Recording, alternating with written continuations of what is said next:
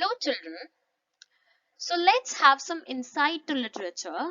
And for the same, I will be giving you a detailed explanation of the poem, the Ball poem, which has been composed by John Berryman. So, first of all, I will be telling you about the poet of this particular poetry, the Ball poem. Then, I will be giving you a brief introduction to this poetry, followed with a detailed explanation of the poem, its theme, its title, the value based points of the poem, and at the end, I will be giving you certain multiple choice questions along with certain questions in your assignment which you all are required to solve. So, after watching this particular video, you will be able to know about the poem and its poet, which will be helpful for you all to understand the poem in detail. Afterwards, you'll be able to know about its theme, its title, the value based points of the poem, as well as the poetic devices used in the poem in detail.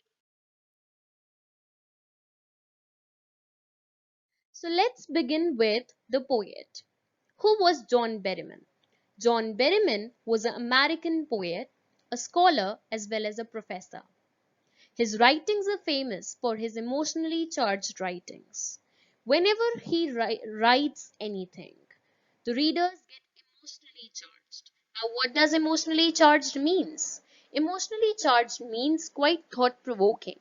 It evokes the emotions, the thoughts, the feelings of the readers in such a way that provides them a very philosophical, very emotional, and very meaningful lessons. Also, when he was very young in his childhood days, his father shot himself, and that particular incident had a very grave impact upon his personality, and that is very much reflected through his writings. This particular poetry, the Ball poem, is also one of them. That sense of loss, that sense of grief when someone loses something or someone dear is very much corroborated in this particular poetry.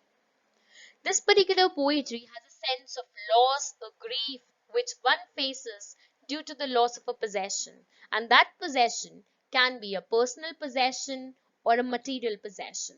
Now, personal possession can be a relationship, a person, someone dear to us, and a material possession can be any object like the ball in this particular poem for that particular boy who has lost his ball.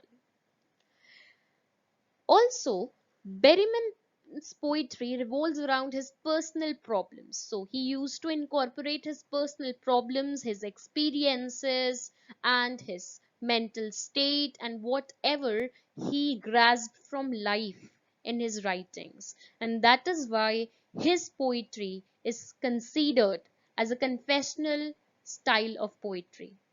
Confessional style of poetry consists of the series of poetry which has the personal connotations of the poet's life.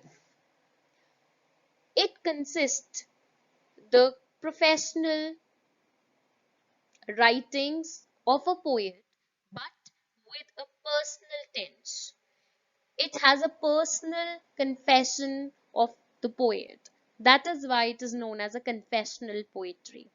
Basically, the poet records his or her experiences, psyche, the emotional trauma, or the personal trauma, or anything, any incident which has been very much important to them in their lives, or which have made them learn something important in their lives. Berryman also did the same in his writings. Talking about this particular poetry, the Ball poem, it has the same sense of loss, the same grief which he had once faced when he lost his father when he was very young in his childhood days. So, let me give you a brief introduction to this particular poetry. Basically, this particular poem records an account of how a boy loses his ball And after losing his ball, he got very sad, very melancholic, very upset because he could not retrieve that ball back. This is all about the poem. If we talk about the literal sense of this particular poetry, what makes this particular poem interesting is its metaphorical meaning and its deep meaning, its philosophical meaning. And that is how this particular trivial incident of losing a ball provides a meaningful lesson to life to the readers. The poet is saying that there are many moments in our life which are trivial, which are important. At times, what happen is some trivial life incidents, some not so important, some irrelevant life incidents bring some harsh realities of life. It gives something meaningful, something productive, something philosophical, and something deep to us. And for a human being, it is essential to learn those realities. It is essential for them to learn something meaningful from those life incidents instead of getting those grief and problems taken upon you. Instead, you should bear that with fortitude, you should bear it with bravery and courage. This particular poem is about how some irrelevant life incidents bring some harsh realities of life. This poem can be considered as an evocative account, an interesting account, a thought provoking account of the mental state, the psychological state of a boy who has lost his ball and who had a sudden jolt upon losing his ball, and then nothing could comfort his mind. He could not get his solace, he could not get the peace of mind. He was very melancholic, very upset, and a sudden setback has gripped him entirely. The poet gives a larger meaning to this poem by stating that how certain insignificant incidents prepare a person to face those intense moments when life snatches someone or something dear to us. Now, let me give one example to you. When a child is very small, or rather, we can say that in the days of childhood, when a child loses something, say his or her toy, favorite toy, then that particular moment is the moment when, for the very first time, they experience that sense of loss, that sense of grief. They faces that what it feels to lose something. So the poet is saying that particular incident not only shows that how one needs to be very responsible towards their possessions, be it material possessions or personal possessions. One must endure with that pain because with life we may face certain problems in which we lose someone or something dear to us. But life must go on with its stride. Life must go on as it is. We should learn something from whatever happened to us instead of it taking upon us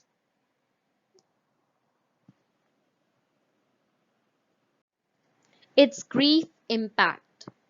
So, it happens in life that we might lose something, we may achieve something, but all what is required is to bear all the losses with fortitude and to learn from those incidents instead of getting very upset and melancholic upon it.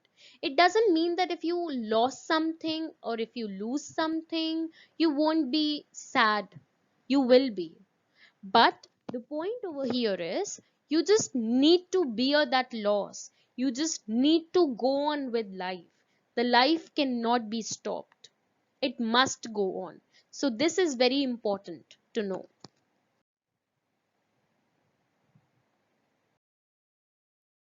So, this is the setting of the poem. The poem sets in the harbor. The boy was playing with a ball near a harbor when it rolled away from him into the water from where it could not be retrieved. The narrator too was near the harbor and witnessed the ball rolling away, leaving the boy grief stricken.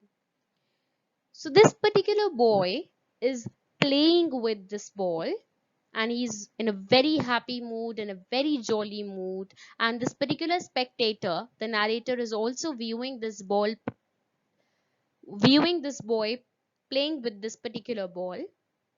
And what happened? Suddenly, this ball get into the waters, and the boy got very, very melancholic and very grief stricken. So,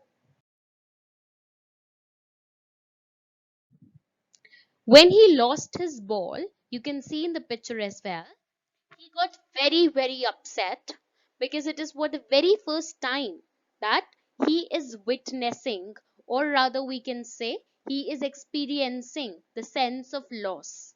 Before this, he has never ever experienced the sense of loss, and that is why he got a sudden jolt, a sudden shock upon losing his ball, because his ball was very important to him. His childhood memories, his moments of merriment, his moment of joy were associated with that ball. So, this particular ball is very, very important to him. So, since he lost that ball, so he's very, very upset. So, you can conceive, or rather, you can say, you can understand it after having a glimpse of both these settings, or both, rather, I can say, both these pictures. You can understand the state of the boy's mind.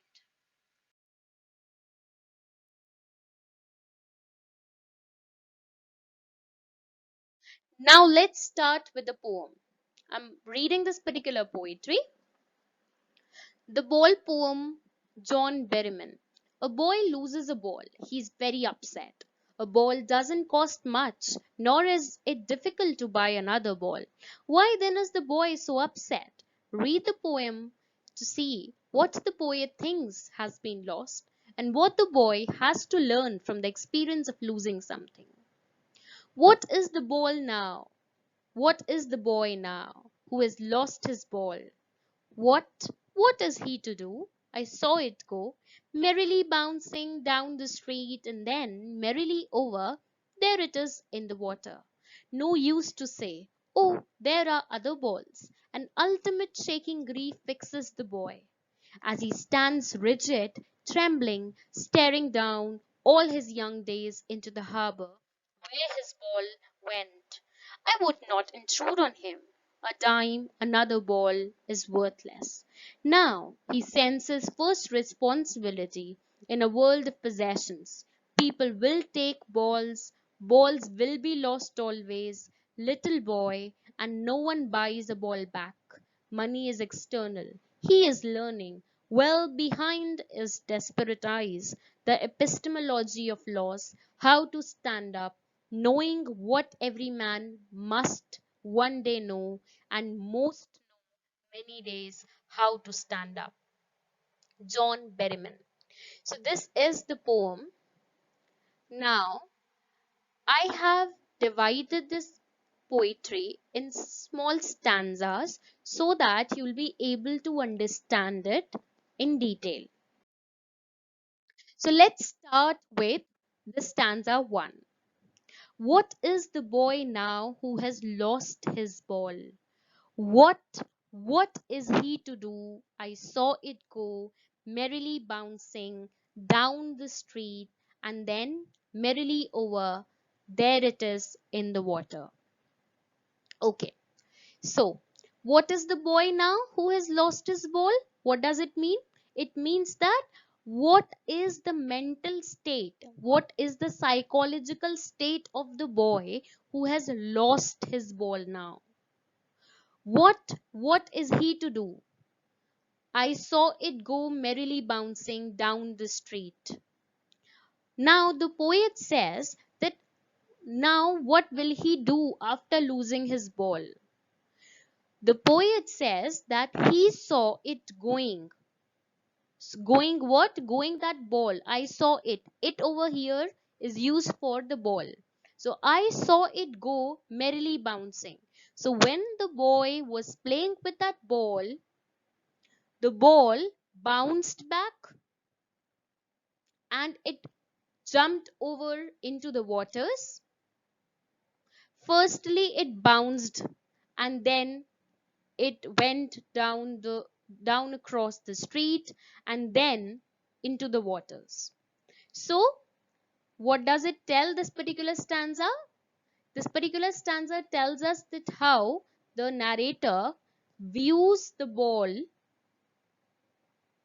which got into the waters, and also he witnessed the grief-stricken mood of the boy. So, this particular opening stanza of the poem tells about how a young boy has lost his ball and fails to understand how will he retrieve it back, how will he get it back. The narrator saw how the ball went jumping down the street. The ball jumped down the street and then across the street and eventually into the river. Here, the poet contrasted merrily bouncing ball with the sad mood of the boy at the loss of his ball. Okay, so basically, the opening stanza gives us an introduction of the psychological state of the boy who has lost his ball, and how he is in a grief stricken mood. He is very melancholic upon losing his ball. So, merrily bouncing, merrily is used for the ball over here, which means cheerful. Bouncing means jumping up and down. So, when he was playing with his ball, so the ball was, of course, bouncing. So, it get into the waters and he was separated from his ball, which means that he was separated from his happiness. So the literary device used in the stanza first, anaphora. Basically, this literary device is used when the whole word is being repeated. Alliteration is when a single alphabet is repeated, and consonance is when the consonant sound is repeating. Okay, over here, what is happening? Anaphora is being used. Now, the use of repeated words in two or more lines is called anaphora. So, what is the boy? What, and merrily bouncing merrily over. So, what has been used twice, and merrily, the whole word has been used twice. So, over here it is anaphora. Assonance. Assonance means when the sound of a vowel is being repeated. Boy, now, who, lost. So the sound of O is being repeated here. Imagery. Imagery is when the poet says merrily bouncing down the street, repetition. What is repeated? So what is repeated here? Okay.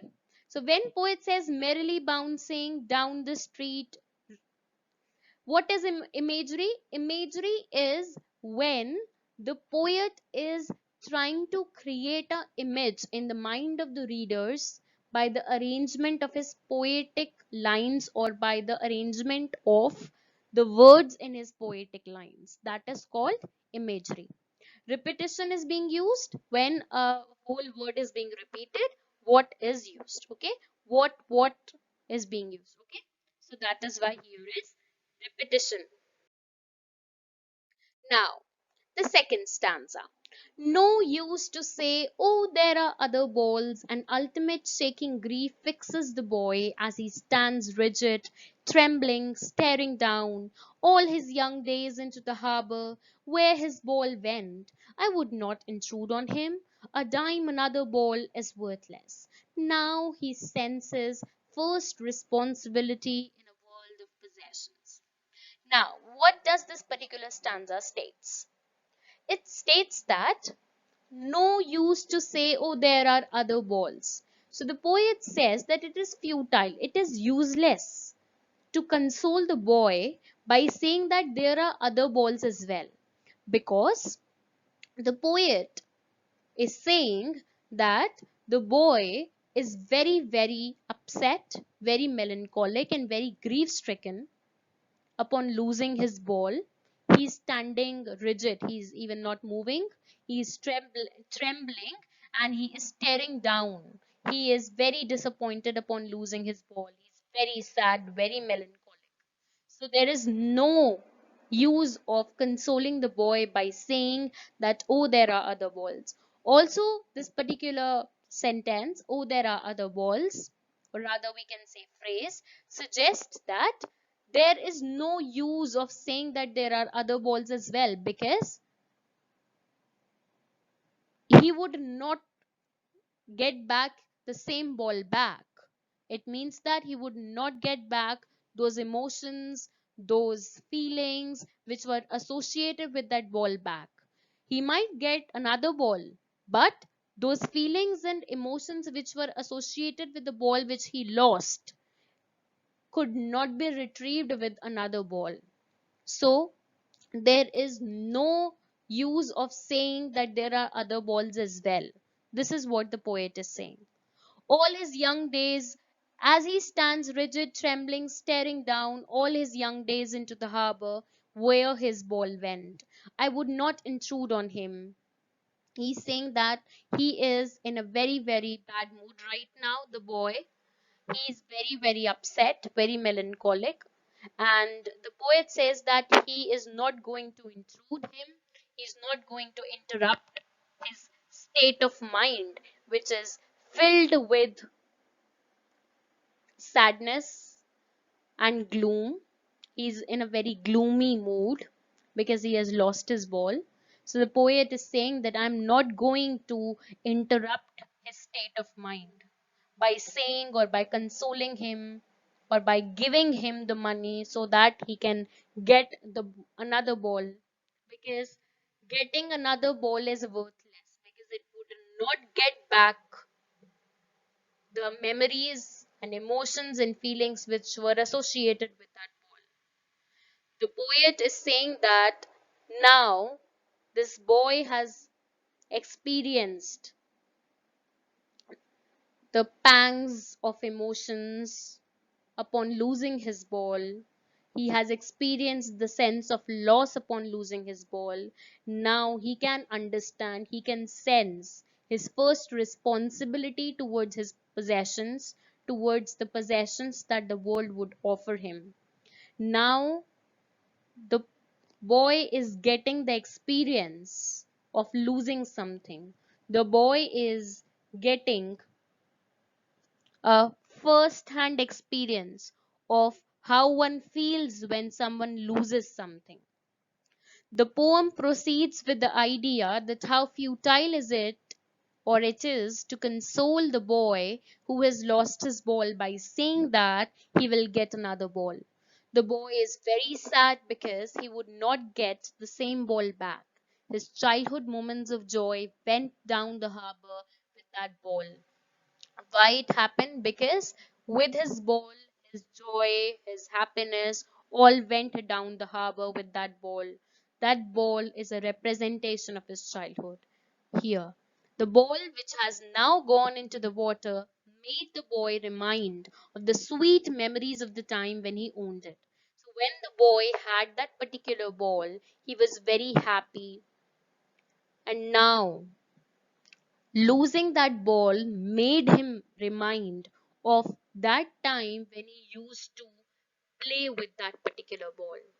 The poet says that he would not interrupt the boy by giving him the money so that he could buy a ball for himself, because the new ball will not give the same sense of belonging to the boy.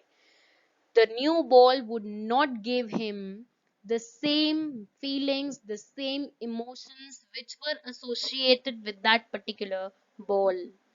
The poet says that the time has come for the boy to learn the sense of responsibility towards his possessions, towards his belongings, towards whatever he owns, be it a ball, be it his any other toy, or be it his any other relations or any other person, someone dear to him. There is a literary device which is being used here, that is repetition. Ball is being used twice, that is why it is repetition here. Okay, now these are certain word meanings which you can look if you find any of the words difficult. All right, there is only a word which I would like to extend, or rather I can say I would like to give an explanation of, that is dime. Here, dime means a small amount of money, all right? So don't be confused. So, stanza third. People will take balls, balls will be lost always, little boy, and no one buys a ball back. Money is external.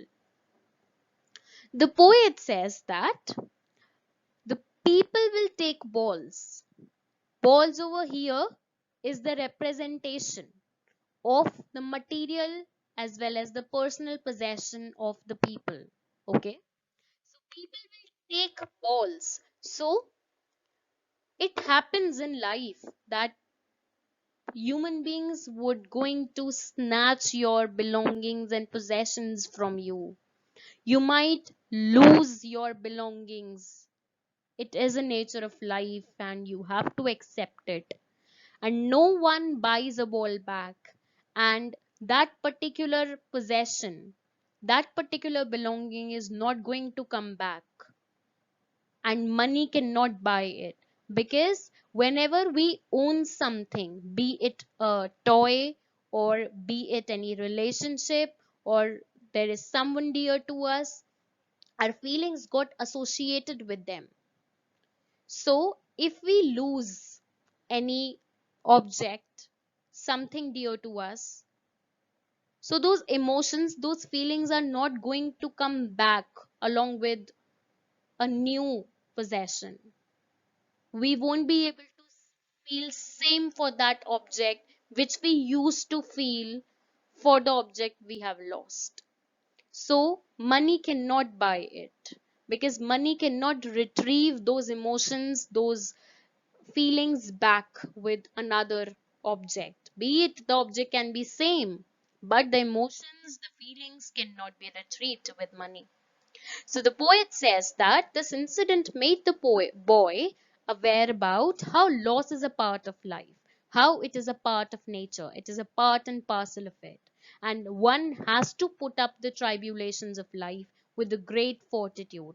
And people must endure, people must face the tribulations, the problems of life, the roller coaster of life with great courage, with great fortitude. The poet continues saying that no one can bring that ball back with which the memories of the child was associated. There could be a replacement of the ball as an object, but there is no replacement of the emotions and memories associated with that ball. Money can never buy it. There are certain things which money cannot buy, and happiness is one of them.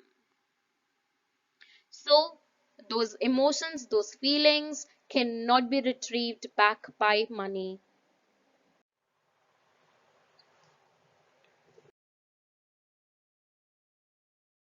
So, these are some literary devices which have been used. Stanza third. So, alliteration, the use of sound B at the start of two consecutive words, buys a ball back, B, B, and B. This particular consonant B has been repeatedly used. That is why it is alliteration. Now, repetition, I've told you before as well. When an entire word is repeated, then it is repetition.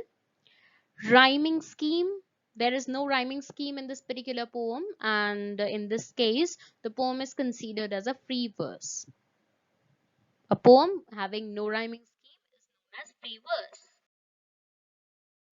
Stanza 4. He is learning well behind his desperate eyes, the epistemology of laws, how to stand up, knowing what every man must one day know, and most know many days how to stand up. He over here is used for the boy. So he is learning. Who is learning? The boy is learning well behind, well beyond his desperate eyes. Why the desperate eyes? Because his eyes are desperate for his ball.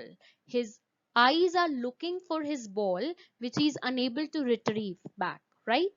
So he's unable to retrieve that ball back. So his eyes are desperate for it. His eyes are looking for it. Okay, so though his eyes are desperate for his ball, but this particular incident is teaching him something more substantial and more meaningful than losing his ball.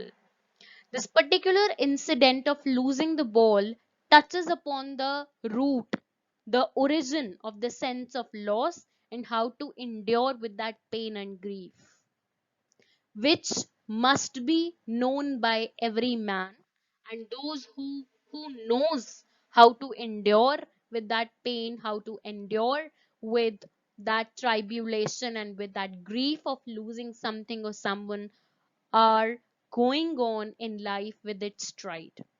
So the poet says that this particular incident of losing a ball teaches the boy something beyond his curious eyes. It teaches him the origin, the root of the sense of loss, and how to endure, how to face it with fortitude, with courage. The loss of the ball is saddening experience for the boy. The loss of the ball is a saddening experience for the boy, as he would not get his ball back. But the more significant thing is the lesson, the teaching. He has learned his first lesson as to how to cope up with the loss and stand up to move on. The boy has learned the harsh reality of life, that people do lose things in life, but the life will move on with the flow.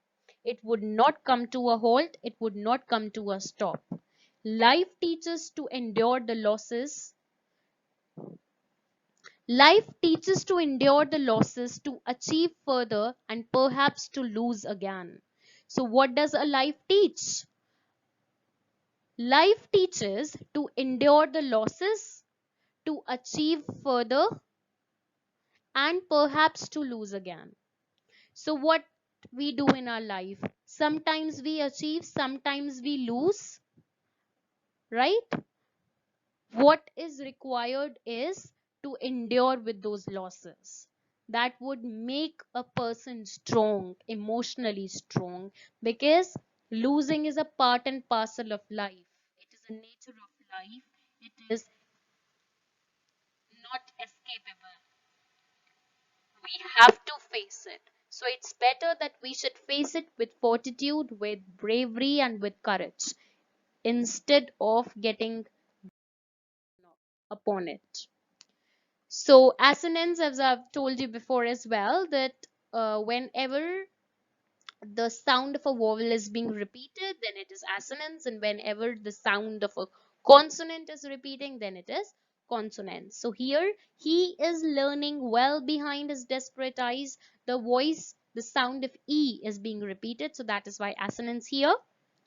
Repetition, the whole word is being repeated, no and no, that is why repetition is being used here. Rhyming scheme, I've told you before as well, that what does rhyming scheme mean? Epistemology means the origin of something. Okay. the knowledge of knowing something, right? So epistemology, it is a Greek word which has been derived from a Greek word which means knowledge, the study of knowledge rather. The Greek word episteme means the study of knowledge. All right. Now, let's talk about the theme of the poem. What is the theme? Theme means the idea of the poem. The theme of the poem is much deeper, much philosophical than it seems to be. When we talk about the title of the poem, it's very simple, very ordinary, but the lesson which it gives to us is quite deep. It talks about a very irrelevant incident and how it provides a meaning to life. The poem narrates the incident of a child when he lost his ball, which cannot be retrieved, which cannot be gained back. The loss leaves the boy melancholic as it is his first experience of the loss of a possession. So it is for the very first time that the boy has experienced the sense of loss. The poet, who has witnessed the experience at the harbor, leaves the boy alone in spite of interrupting him and consoling him by giving him the money to buy another ball because that would not be of any benefit. It would be futile giving him the money to buy another ball because that ball would not retrieve those memories and those feelings back. The money can bring the ball back, but it would not bring those memories and emotions back which were associated with the ball, which the boy has now lost. The sense of loss is quite evident, quite corroborated here with this loss envelops an idea, a lesson that one should take life in its stride, one should take life in its flow. It means one should take life as it is and must bear the losses the way they enjoy their achievements. The poem, in fact, deals with the philosophy of loss, which further extends into the idea that people would possess a number of things in their life, some of which get lost sometimes. But loss is an inescapable part of life, it is a part and parcel of it, and we cannot get away with it. And we have to face it with endurance and fortitude, and should not give an emotional hitch to the loser. One must know how to live with that sense of loss without losing hope, because it is not the end of life. Life will move on with its normal flow. A person must learn to bear losses and must learn to lead a normal life with that sense of loss and pain, because we cannot forget that pain, right? We have to live with it. We cannot forget it. We have to live with it. We should learn living with it with fortitude, with bravery, and with a meaningful learning and lessons. The title of the poem. So, if we talk about the title, whenever we read this particular title, the ball poem, so whatever comes to the reader's mind is that something which is related to the ball, right? And when we talk about the literal meaning of this particular poem, it also talks about that how the boy has lost his ball and he's very, very upset. But what makes this poem interesting is beyond the title. So, the title of the poem, though it is very simple, though it's very ordinary, but it does not give a certain idea about the theme of the poem. The title is quite thought provoking if we go underneath, and it also attracts the reader towards its metaphorical and philosophical streak. Though the poem revolves around the title of the poem, but it has a deeper meaning underneath. Beyond it has a very deeper meaning. Here, the ball is an extended metaphor of the sense of loss of the possessions people possess, both in personal and material sense. It deals with the process of learning to face a sudden jolt in life and reconciling to it, then with a simple tale of a ball. In fact, the simplicity of the title debunks, inverts, contradicts the seriousness of the poem and its meaning. It means that though the title is quite innocent, quite ordinary, quite simple, but the meaning of this particular poem is quite deep, quite metaphorical, and quite philosophical. It gives a very deep lesson to the people, it gives a very deep lesson to the readers and to the boy also. These are certain MCQ questions. So, what in the first line refers to the boys? So, that what refers to the mental state of the boy, not about the lost ball, not about the location where he has lost the ball, and not about his age. The mental state, because this particular poem has been started on the note of when that particular boy has lost his ball. So it traces the psychological state of the boy. So it means that what over here is referring towards the mental state of the boy. Second, the word merrily has been used to describe the ball because the ball merrily jumped, bounced into the river, right? Another ball cannot console the boy because it is worthless. Always answer the MCQ questions or one word answer questions or questions of the poetry as well as the story on the basis of what has been told to you in that particular stanza, right? So the ball is uh, lost now, right? To buy another ball instead of that ball cannot be a good replacement because it cannot replace the memories and the feelings which were associated with the ball which the boy has lost now. Okay, so another ball cannot console the boy because it is worthless. Money is external because it cannot buy back the same ball. That is important.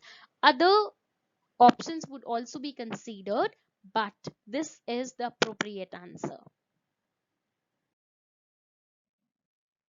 So, getting on to the weekly assignment with a bomb, okay?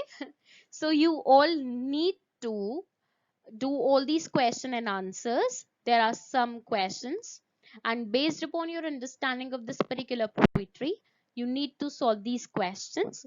You can ask me if you would be having any problem, and I hope you all have understood the poem, and if not, you can ask me. Thank you very much for listening.